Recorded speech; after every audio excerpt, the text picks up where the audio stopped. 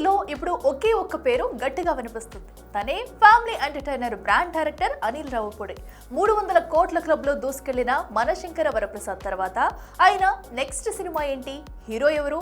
Star హీరోనా, మెగానా, అక్కినేనా, నందమూరినా? Social media నుంచి సినీ గల్లీ దాకా ఒక్కటే హడావుడి. కట్ చేస్తే ఈ రూమర్లన్నిటికీ ఎండ్ కార్డ్ వేస్తూ పెద్ద పంచే ఇచ్చాడు అనిల్. అసలు అనిల్ ఏమన్నాడు? ఎవరిని టార్గెట్ చేశారు? ఎందుకు ఈ కామెంట్స్ ఇప్పుడు వైరల్ అవుతున్నాయి?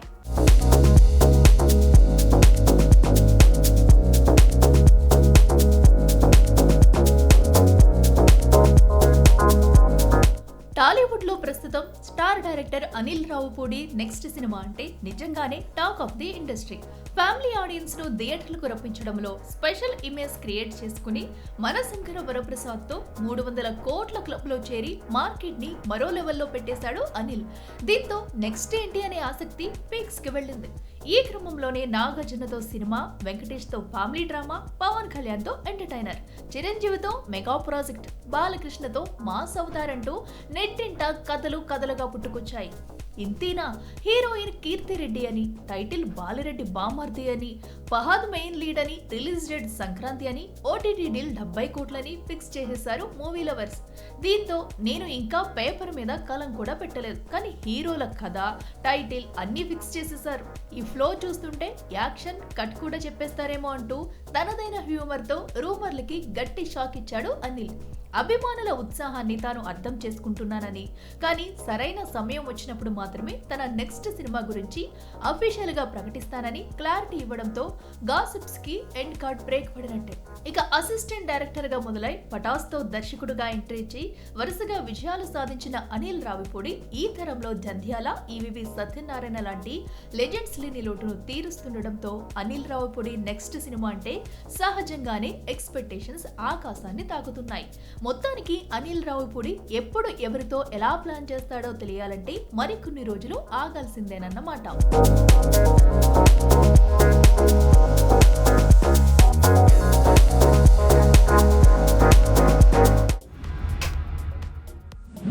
వందల కోట్లు, 200 కోట్లు, 500 కోట్లు నెంబర్లు భలే ఉన్నాయి కదా, వినడానికి మస్తు కిక్కిస్తున్నాయి కూడా. కానీ గ్రౌండ్ రియాలిటీ ఏంటి? ప్రేక్షకుడు థియేటర్కి రావాలంటే ఎందుకు భయపడుతున్నాడు? ఈ అంకెల కింద ఇండస్ట్రీ ఎందుకు నలిగిపోతుంది? మరి ఇప్పటికైనా స్టార్ పవర్ కాకుండా స్టోరీ పవర్ని నమ్ముకుంటారా?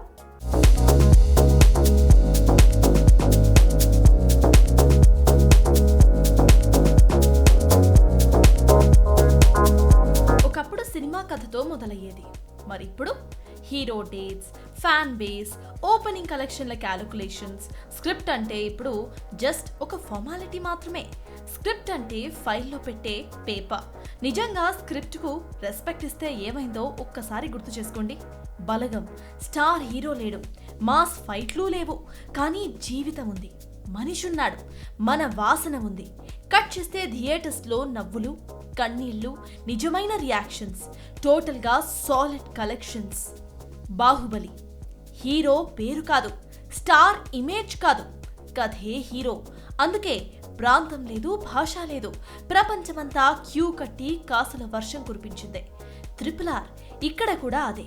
ఇద్దరు స్టార్స్ ఉన్నారు, కానీ వాళ్లను నడిపించింది స్క్రిప్ట్. అందుకే ప్రేక్షకుడు థియేటర్లలో కూర్చొని చప్పట్లు కొట్టాడు, 1000 కోట్లు కుమ్మరిచ్చాడు. ఈగా హీరో లేడు, స్టార్ లేడు, కానీ ఐడియా ఉంది, కథ ఉంది, దర్శకుడి విజన్ ఉంది. అందుకే ప్రేక్షకుడు నవ్వాడు, ఆశ్చర్యపోయాడు, చప్పట్లు కొట్టాడు. కార్తికేయ 2 సైలెంట్ రిలీజ్, నో భారీ ప్రమోషన్, కానీ కంటెంట్ మెల్లగా పేలింది. వర్డ్ ఆఫ్ మౌత్ సినిమాను మోసుకు వెళ్ళింది.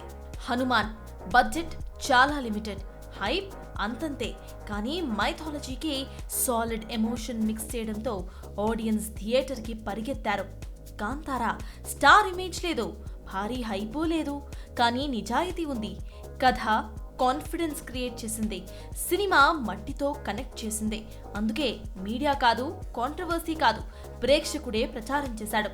సో క్లియర్, స్క్రిప్ట్ ముందు ఉంటేనే సినిమా బ్రతుకుతుంది. మరి స్క్రిప్ట్ పక్కకు పోతే, ఫర్ ఎగ్జాంపుల్ లైగర్, హైప్ ఉంది, మాస్ ఉంది, కానీ కథ ప్రేక్షకుడు ఫస్ట్ డేనే చెప్పేశాడు, ఇది సరిపోదని ఒక రకంగా సినిమా కాదు, ఇండస్ట్రీకి అది వార్నింగ్. రాధేశ్యామ్ వందల కోట్లు, గ్రాండ్ విజువల్స్, స్టార్ హీరో, కానీ కథ అస్సలు కనెక్ట్ కాలేదు. ఫలితం థియేటర్లు ఖాళీ, నష్టాలు భారీ. ఆదిపురుష్ భారీ బడ్జెట్, భారీ స్టార్ కాస్ట్, భారీ అంచనాలు, కానీ స్క్రిప్ట్లో నిర్లక్ష్యం. ఫలితం వివాదాలు, ట్రోల్స్, ఖాళీ సీట్స్. ఇది ఫ్లాప్స్ మాత్రమే కాదు, ఎమోషనల్ డిజాస్టర్స్ కూడా. విజువల్స్ గ్రాండ్గా ఉంటాయి, స్టైలిష్ ట్రీట్మెంట్ ఉంటుంది, కానీ కథ ఫుల్ కన్ఫ్యూజన్లో ఉంటుంది. First day hype, second day silence. ఇది చెప్తున్న పాఠం ఒకటే, కథ అర్థం కాకపోతే గ్రాఫిక్స్ కూడా కాపాడలేవు అని.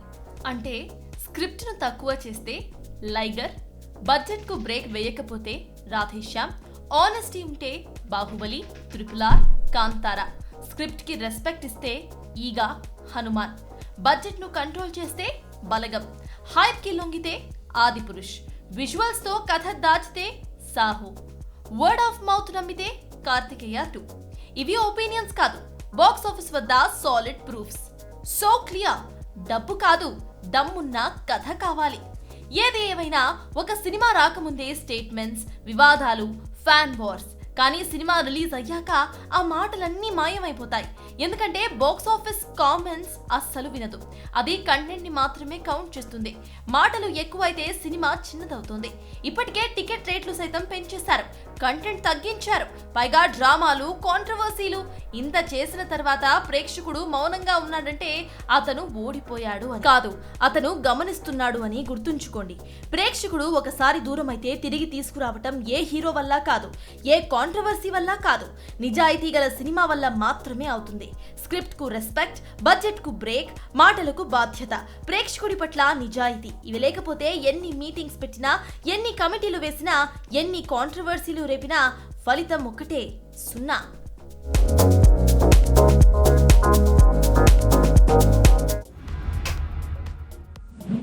ఒకప్పుడు ఉగాది అంటే టాలీవుడ్ స్టూడియోల గేట్ల ముందు జనం క్యూ కట్టేవారు. ముహూర్తం షాట్లతో ఫిలిం నగర్ హోరెత్తిపోయేది.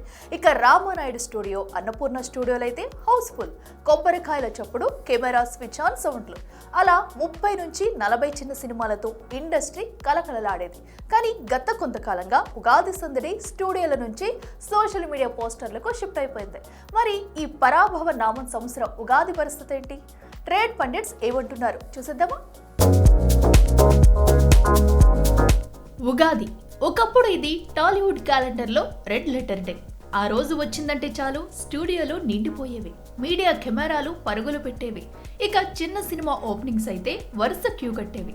అలా 30 నుంచి 40 వరకు చిన్న సినిమాల లాంచ్లు అంటే ఉగాది రోజున రొటీన్ వ్యవహారమే. రామానాయుడు స్టూడియోస్, అన్నపూర్ణ స్టూడియోస్ ఉగాది రోజునైతే అవి నిజంగా సినిమా ఫ్యాక్టరీలే. కానీ ఈ రోజు పరిస్థితి చూస్తే వినిపించే క్వశ్చన్ ఒకటే, అసలు చిన్న సినిమా ఎక్కడని?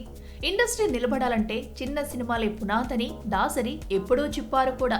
కానీ గత కొన్నేళ్లుగా చిన్న సినిమాలు తగ్గిపోయాయి. దాంతో పాటు ఇండస్ట్రీలో ఉత్సాహం కూడా మాయమైంది. గత 2-3 ఏళ్లుగా ఉగాది వస్తుంది, కానీ ఓపెనింగ్స్ లేవు, హడావుడి లేదు, సందడి లేదు. గతేడాది ఉగాది 6-7 సినిమాలు లాంచ్ అయ్యాయి. అది చెప్పుకోవడానికి తప్ప చూపించుకోవడానికి ఒక్కటంటే ఒక్కటి లేని విధంగా. మరి 2026 ఉగాది? ఒకవైపు పవన్ కళ్యాణ్, సురేందర్ రెడ్డి దర్శకత్వంలో లాక్ అయిన సినిమా ఇప్పటికీ ప్రీ ప్రొడక్షన్ చివరి దశలో ఉంది. పవన్ కళ్యాణ్ కూడా ప్రస్తుతం షెడ్యూల్ పరంగా ఫ్రీనే. ఉస్తాద్ భగత్ సింగ్ డబ్బింగ్ మాత్రమే మిగిలి ఉండటంతో మార్చి 19న లాంచ్ చేసి వారం రోజుల్లో షూటింగ్ స్టార్ట్ చేయాలనే ప్లాన్ బలంగా వినిపిస్తుంది. ఇంకోవైపు రామ్ చరణ్, సుకుమార్ల క్రేజీ కాంబినేషన్ కూడా ఉగాది రేసులో ఉందట. ఈ ప్రాజెక్టుకు సంబంధించిన పెండింగ్ పనులు గనక క్లియర్ అయితే ఉగాది రోజునే సినిమా లాంచ్ అయ్యే ఛాన్స్ ఉందని టాక్. ఇక ఇదే రోజున మధ్యలో ఆగిపోయిన కొన్ని సినిమాల షూటింగ్స్ రీస్టార్ట్ చేసేలా థింక్ చేస్తున్నారట మేకర్స్. ఇంకొంతమంది రిలీజ్ డేట్స్, టీజర్లు, ట్రైలర్లు, ప్రచార అప్డేట్స్తో ఉగాదికి సందడి చేయాలని ప్లాన్ చేస్తున్నారట. మరి చూడాలి, పండక్కి తమ సినిమాలని పరుగులు పెట్టిస్తామంటున్న మేకర్స్ ఎంతవరకు సక్సెస్ అవుతారో. ప్రపంచం మొత్తం వణికిపోతున్న ఒకే ఒక్క పేరు, వింటేనే ఒళ్ళు గగట్ పుడిచే పేరు, మనుషుల్లో ఇంత నీచత్వం కూడా ఉంటుందని ఆలోచింపజేసే పేరు, జెఫ్రీ ఎప్స్టీన్. గత వారం రోజులుగా ట్రెండ్ అవుతున్న ఎప్స్టీన్ ఫైల్స్ సోషల్ మీడియాలోనే కాదు, ప్రపంచ దేశాల రాజకీయాలు, సెలబ్రిటీల ఇమేజ్లను కూడా షేక్ చేస్తున్నాయి. అసలు ఈ కథ ఏంటి? ఇంత ఆలస్యంగా మళ్ళీ ఎందుకు హాట్ టాపిక్ అయింది? మరి ఈ షాకింగ్ ట్రూత్ ని ముందే చూపించిన నెట్ఫ్లిక్స్ సిరీస్ ఏదో తెలుసా? చూసేద్దాం.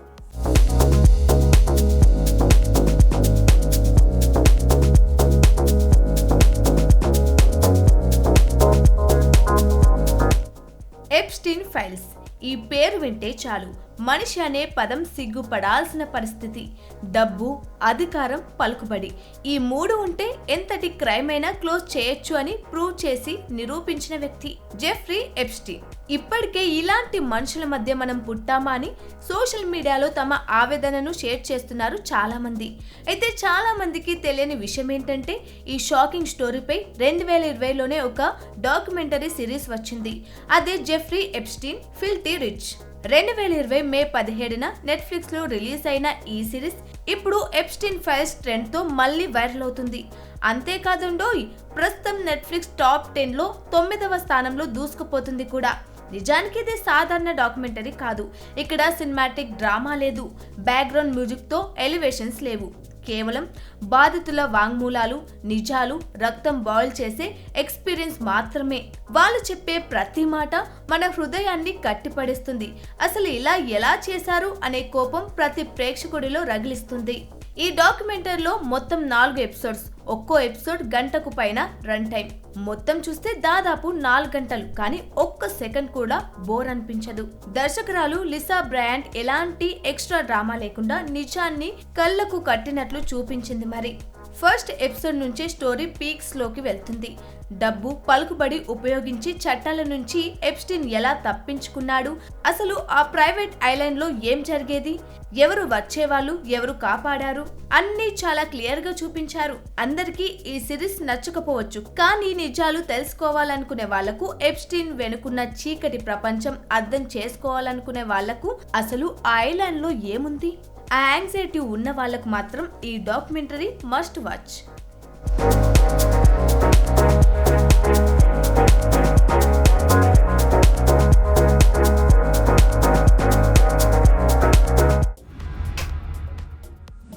టాలీవుడ్ చరిత్రలో ఒక్క సినిమా, ఒక్క క్యారెక్టర్, ఒక్క డైలాగ్, మాస్ అంటే ఏంటో డిఫైన్ చేసిన పేరు గబ్బర్ సింగ్. తర్వాత మళ్ళీ అదే కాంబినేషన్, అదే ఎనర్జీ, అదే fire. Power star Pawan Kalyan, mass director Harish Shankar, ఈ కాంబోలో పుష్కర కాలం తర్వాత థియేటర్లను ఊపేయడానికి తెరపైకి వస్తున్నాడు ఉస్తాద్ భగత్ సింగ్. ఇక ఇప్పటికే దేఖ్ లెంగే సాలా గ్లింప్స్ తో సోషల్ మీడియా షేక్ చేసిన పవన్ ఇప్పుడు మాస్ గుండెల్లో బాంబు పేల్చడానికి ఇదిగో ఇలా సెకండ్ సాంగ్ తో ఎంట్రీ ఇవ్వబోతున్నాడట.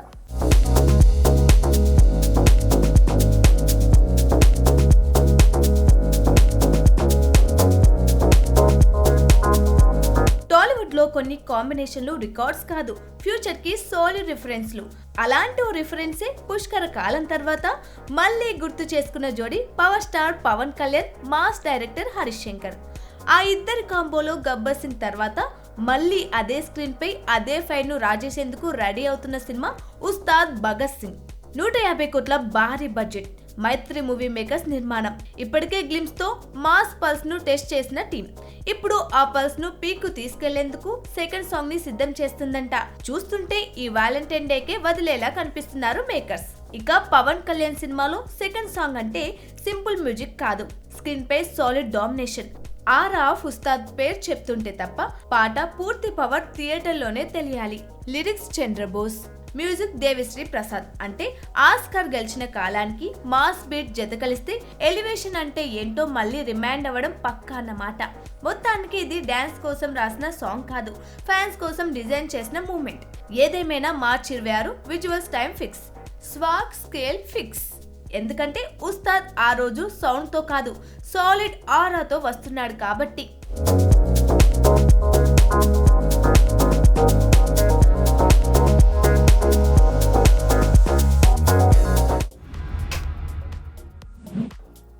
సినిమాను ఒక్క కథతో కలిపే ప్రయత్నాలు చాలా రేర్. కానీ ఇప్పుడు అదే ప్రయత్నం నుంచి వచ్చిన ఓ ప్రత్యేకమైన ప్రాజెక్ట్ ఏ బ్యూటిఫుల్ బ్రేకప్. లండన్లో నివసిస్తున్న నటుడు తక్ష్, యూకేకి చెందిన మోడల్ నటి మటిల్డా కలిసి నటించిన ఈ సినిమా టాప్ నాచ్ క్వాలిటీతో తెరకెక్కడం విశేషం. ఇక ఈ సినిమా త్వరలో రిలీజ్ కానున్న సందర్భంగా ప్రెస్ మీట్ ఏర్పాటు చేసింది మూవీ టీం. బేసిక్గా లవ్ అనేది యాక్చువల్గా చిన్న లైన్ నాకు డార్లింగ్ చెప్పినప్పుడు అప్పుడు నేను ఏం చేశానంటే బ్రేకప్ అని ఏ బ్యూటిఫుల్ బ్రేకప్ అని పెట్టా. ఫస్ట్ టైటిల్ బ్యూటిఫుల్ బ్రేకప్ అంటే బేసిక్గా ఫ్రెండ్స్ అవ్వచ్చు, పార్ట్నర్స్ అవ్వచ్చు, లవర్స్ అవ్వచ్చు, ఎవరైనా అవ్వచ్చు, అందరినీ విడిపోదాం, మళ్ళీ కలుస్తాం కదా. ఈరోజు ఈరోజు విడిపోయే ముందు విడిపోయేది కలుసుకోవడానికే. బేసిక్గా ఏంటంటే బ్రేకప్ అంటే విడిపోయేది కలుసుకోవాలి, మళ్ళీ కలవడానికి అందంగా విడిపోవాలి. దానికి ఎందుకు ఈగోతో కాంట్రవర్స్తో విడిపోవడం, మళ్ళీ ఇది చాలా చిన్న స్టేజ్ ప్రపంచం. ఇక్కడ కాబట్టి ఎక్కడైనా కలుస్తాం, అక్కడ చిన్న స్మైల్, ఆ ఫేక్ స్మైల్ ఎందుకు? నిజంగా విడిపోదంటే అందంగా విడిపోదాం, మళ్ళీ కలుసుకుందాం అంటే నిజంగా విడిపోతే మనిషి చచ్చిపోవాలి, చనిపోతే అక్కడితో బ్రేకప్ అయిపోయింది. ఆ మనిషి ఫ్రెండ్షిప్ అవ్వచ్చు, పార్ట్నర్స్ అవ్వచ్చు, లవర్స్ అవ్వచ్చు, ఎవరైనా అవ్వచ్చు. మళ్ళీ మనం కలిసినప్పుడు దాంతో ఎందుకు గొడవ పడాలి అన్న విషయం మీద ఒక ఈ బ్యూటిఫుల్ బ్రేకప్ అనే టైటిల్ పెట్టి దానికోసం స్క్రిప్ట్ ప్లాన్ చేసి. Yeah, this is my first debut film, but again, like I had a lot of chala experience undi. I done chala theatrical experience. I've done it, but this is not the first film, and yeah, this film chala special film actually. It's endukante chala unique story, different story, and the director Ajit. I should thank director first of all because chala different ga rasedu kada. What నేనేం చెప్పగలనంటే this is a very different story. ఇలాంటి story has never come again, రాలేదు ఇప్పుడు వచ్చి world సినిమాలో. So that is for sure. And again the Ajith ఇందులో చాలా emotions, love emotions, breakup emotions and ghost తాలూకా ఇమోషన్స్ కూడా చాలా డిఫరెంట్గా చూపించారు. This is the unique in this film. ఏంటంటే ద గోస్ట్కి ఒక అమ్మకి ఎంత ఇమోషన్స్ చాలా డిఫరెంట్గా చూపించి ఈ సినిమాని ఒక స్టోరీ రాశారు ఆయన. I think Ajith will tell you lot about this emotions and everything. Action king Arjun దర్శకత్వం వహించిన సినిమా సీతాపయనం. నిరంజన్, ఐశ్వర్య జోడిగా నటిస్తున్న ఈ సినిమా ఫిబ్రవరి 14న రిలీజ్ కానున్న సంగతి తెలిసిందే. ఈ సందర్భంగా మూవీ ప్రీ రిలీజ్ నిర్వహించగా హాస్య బ్రహ్మానందం ఇందులో పాల్గొనడం విశేషం. ఈ ఫిలిం ప్రేమ గురించి, కృతజ్ఞత గురించి, కుటుంబ బంధాల విలువ గురించి చాలా గొప్పగా మాట్లాడుతుంది. So it's extremely special for all of us. And ఈ ఫిలింలో నాకు ఒక బ్యూటిఫుల్ కాస్ట్తో వర్క్ చేయడానికి ఒక అవకాశం వచ్చింది. అండ్ సత్యరాజ్ గారు నా నాన్న పాత్ర చేస్తారు ఈ ఫిలింలో. అండ్ మన కాంబినేషన్ చాలా బాగా వచ్చింది. అండ్ ఇది నేను కాన్ఫిడెంట్గా చెప్పొచ్చు, it will be one of the main highlights ఫిలింలో. Bit feeling under the weather, so I'm not talking a lot. But మేము అందరూ చాలా హార్డ్ వర్క్ పడి ఈ మూవీ చేశాము. ఇప్పుడు మీ చేతిలో ఉంది. మీ సపోర్ట్ నా మీద ఉండాలి, మన టీం మీద ఉండాలి. నా చిన్నాన్న మీ అందరికి తెలుసు, ఉపేంద్ర గారు. ఎప్పుడు వచ్చాయని కూడా మీరు చాలా ఆదరిస్తున్నారు ఇక్కడ. సో అలాగే ఆ ప్రేమ నా మీద కూడా ఉండాలి. సీతాపయనం ఫిబ్రవరి 14th రిలీజ్ అవుతుంది. సో ఇది ఒక పెద్ద మంచి ఫ్యామిలీ ఎంటర్టైనర్. మీరందరూ మీరు ఫ్యామిలీ కలిసి ఈ సినిమా చూడండి. సినిమా చూసిన తర్వాత మీరే చెప్తారు. మీరు అందరూ ఈ సినిమాను పెద్ద హిట్ చేయాలి. ఈ సినిమాను నిర్మించినటువంటి అర్జున్ డెఫినెట్గా సక్సెస్ అవ్వాలి. మంచి మనుషులకి సక్సెస్ డెఫినెట్గా ఉంటుంది. ఎప్పుడు అర్జున్ అనే వ్యక్తి వాళ్ళ అమ్మాయిని హీరోయిన్గా పెట్టి సినిమా చేసి తనలో ఉన్నటువంటి Aishwarya is just the blood of Arjun, just the air of Arjun, just the food of Arjun, just the blood of Arjun. తన గాలిని, తన నీటిని, తన ఆహారాన్ని, తన రక్తాన్ని పంచుకొని పుట్టినటువంటి బిడ్డని తనంత బిడ్డగా చేసుకోవాలనే కోరికతోటి అతను నిరంతరం శ్రమిస్తూ తనే దర్శకత్వం వహించి తనే ఆర్థిక బాధ్యతలని స్వీకరించి ఈ సినిమాని నిర్మిస్తున్నందుకు అతనికి శుభం జరగాలని, నిజమైన మానవుడు ఎవరైనా ఉంటే, నిజమైన మనిషి ఎవరైనా ఉంటే అది తప్పకుండా వాంఛనీయం, ఆలోచించాలి, అతన్ని ఆశీర్వదించాలి. ఈ సినిమా దయచేసి అందరూ వచ్చి ఫిబ్రవరి 14th చూడండి. ఎందుకురా ఈ సినిమా చూడాలి అని మీకు ఒక ప్రశ్న ఉంటుంది, ఎందుకు మేము సినిమాకి చూడాలి? సో ఆ ప్రశ్నకి ఆన్సర్ ఏంటంటే ఇది this is from the heart. ఈ రోజుల్లో ఈ ఒక ఫాస్ట్ పేస్డ్ లైఫ్లో మనం కొన్ని విషయాలు మనం మర్చిపోతుంటాం, పక్కనే ఉన్నా మనకు కనపడదు. సో దాన్ని చూపించడమే ఈ సినిమా, ఆ కథ. సో ఒక గ్రాటిట్యూడ్ అంటే ఏంటి, కృతజ్ఞతగా ఉండటం అనేది, అండ్ వాల్యూస్ ఆఫ్ రిలేషన్షిప్, ఒక హస్బెండ్ అండ్ వైఫ్ రిలేషన్షిప్ అవ్వచ్చు, ఫాదర్ అండ్ డాటర్ రిలేషన్షిప్ అవ్వచ్చు. సో టోటలీ వాల్యూస్, ఆ వాల్యూస్ చెప్పే పిక్చర్. సో తెలుగు ప్రేక్షకులు ఎప్పుడు మా పల్లెలో గోపాలుడు నుంచి ఎక్కడ చూసినా మావాడు, అరే నువ్వు కన్నడనా, ఇంతవరకు నాకు తెలియదు, మేము తెలుగువాడు అనుకున్నాము అని ఎక్కడ చూసినా అంటారో. అంత ప్రేమ ఎప్పుడు నేను మంచి సినిమా చేసినా చూస్తారు. సో అలాగే ఇదే ప్రేమ, ఇదే ఒక ఆప్యాయత, ఈ ఆశీర్వాదం ఎప్పుడు మన టీం మీద ఉండాలి, నా డాటర్ మీద ఉండాలి. ఫస్ట్ పిక్చర్ ఇంట్రొడ్యూస్ చేస్తున్నాను, అలాగే నిరంజన్ మీద ఉండాలి. So thank you so much. ఇది వాళ్ళ బిగ్ సినిమా. Keep watching big TV. Fashion partner shopper stop.